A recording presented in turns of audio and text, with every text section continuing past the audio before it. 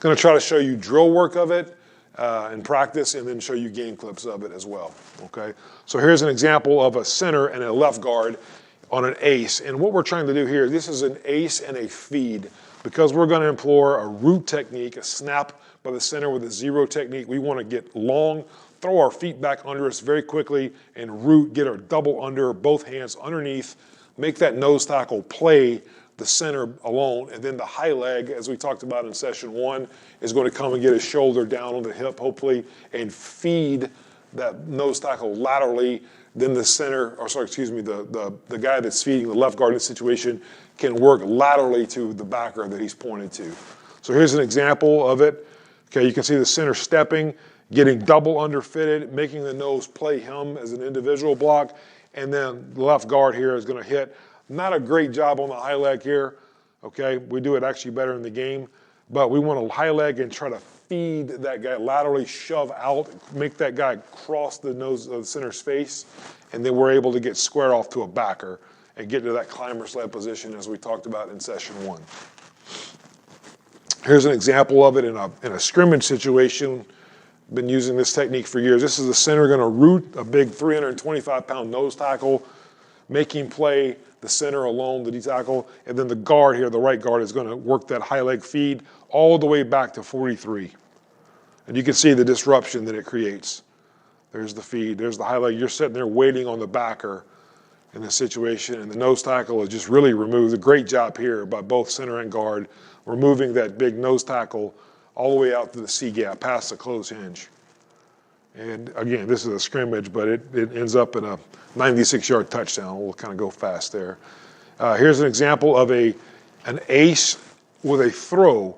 And what we're doing here is, if the center is going to root and the nose tackle is moving away from the play, we want to take that play side hand and work a torque or a throw. Try to throw the guy, create my own lateral movement without the aid of the high leg, because the high leg can't get there if the guy's moving.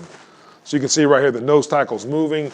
Really want to get this left hand by the center under the armpit, or clog it down, squeeze my elbow, and try to throw and use my hips to displace that nose tackle crossing face. And now the guard, who's high legging, can come out of his high leg and transition to squareness back into that strain or that climber sled position that we talked about in session 1.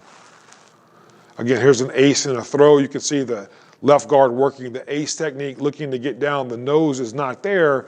Just kind of throws a security blanket out with his inside hand to check that hip. And then the center right here should use his left hand and, again, throw that nose tackle away, and we're working to the point right there, working square, getting into that climber sled. Just watching this full speed, emphasis on the squareness and the tight hands by the 74. Really good job, true freshman there, working on a wide base, fast feet here on the finish. Here's a good example of an ace in a game, an ace plus a throw.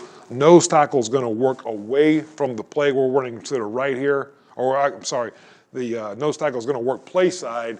So all we're doing is trying to root that out. The back does a great job of cutting here. Okay, so this is an ace plus a throw. So we try to root. You can see the nose tackle moving laterally across play side. And that's just like we drilled. 73 is going to check it, and we're going to throw at center and really try to get long and extend and run our feet. Okay, and because we're square at guard, we're able to get on 36.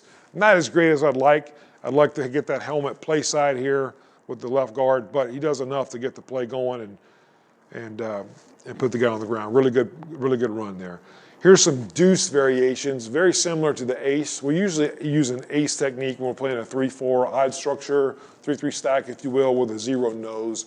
We could do it other situations, but that's the most common. Our deuce situations are far more common when you're playing a 4 down front.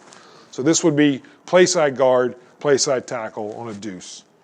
Okay, here's a left guard here, going to work that settle surge technique that we talked about in session 1. Inside foot's picked up, put down, second leg, left leg through the crotch north, trying to get that fish hook with his left hand here and throw. He's got the aid of the left tackle here on a high leg, trying to get his shoulder on the hip to feed it. We're looking for the feed. We don't get it because the 3 is crossing face. Same as the center on the root. We're trying to throw with our outside hand and our hip, trying to displace that 3 technique crossing face.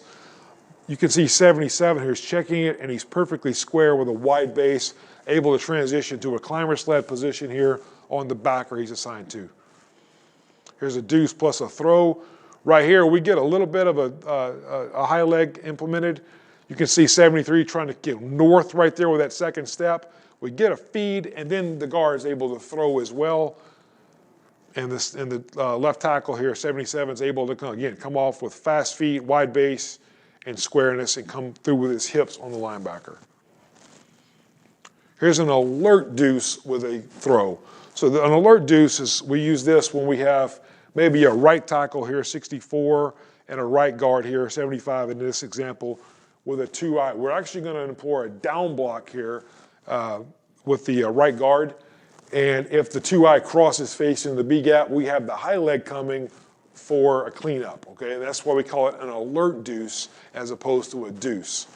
If a deuce would just be with a 3 technique or possibly a 2. An alert is when there's not necessarily anyone already aligned in the B gap. So 75 here is, again, going to try to catch that inside, or sorry, his outside hand in this situation, right hand, and try to throw that 2-eye, further displace him across the formation. Right tackle is going to high leg with squareness, checking it, and now transitioning to squareness and getting that climber sled position. Here's a really good example of an alert deuce with a throw. This is the right tackle, right guard here. We have a 2-eye. We're going to run counter to the right here. So you can see the right guard stepping. 2-eye is coming out a little bit. Right guard is able to get his hand in good enough position to throw, but the right tackle high legs, feeds it, and then the guard throws it down, and we're able to go get our backer right there, number 1 that we're assigned to. Excuse me, we're actually assigned to number 2 in this situation, but number 1 here, the linebacker actually crosses our track, so we take him as opposed to going to number 2. Okay, this is one right here. This is a right guard, number 60, and a left guard, number 60, and a left tackle, number 78. This is a deuce with an outcharge by the 3 technique. In this situation, the guard should settle surge. Second step goes north. The right tackle is going to high leg, but because the 3 outcharges, we're going to transition to 2 hands and let the guard go get the backer on the gap exchange.